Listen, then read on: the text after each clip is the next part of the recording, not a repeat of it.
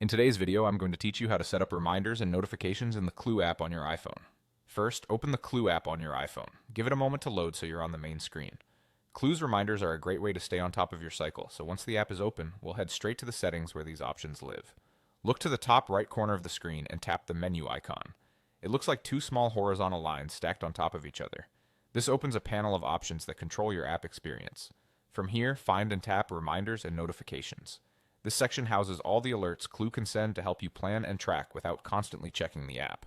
Now choose the type of reminder you want. You'll see options like period, fertile window, and cycle phases. Period reminders let you know when your next period is expected, which is perfect for planning ahead. Fertile window reminders highlight the days when you're most likely to be fertile, helpful if you're tracking for conception or simply curious about your cycle patterns. Cycle phases can notify you as you move through different phases of your cycle, giving you a broader view of what to expect and when. Pick the one that best fits your goal right now. You can always come back and add more later. After you tap your chosen reminder, toggle it on.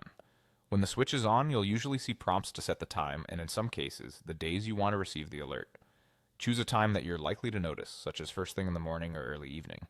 If you're asked to select days, think about your routine. For example, a daily cycle phases reminder can be useful every day, while a period reminder might be best a day or two before your predicted start date. Take a moment to confirm the time zone is correct and that the time won't clash with your Do Not Disturb schedule. Once you've set the time and days, your reminder is ready.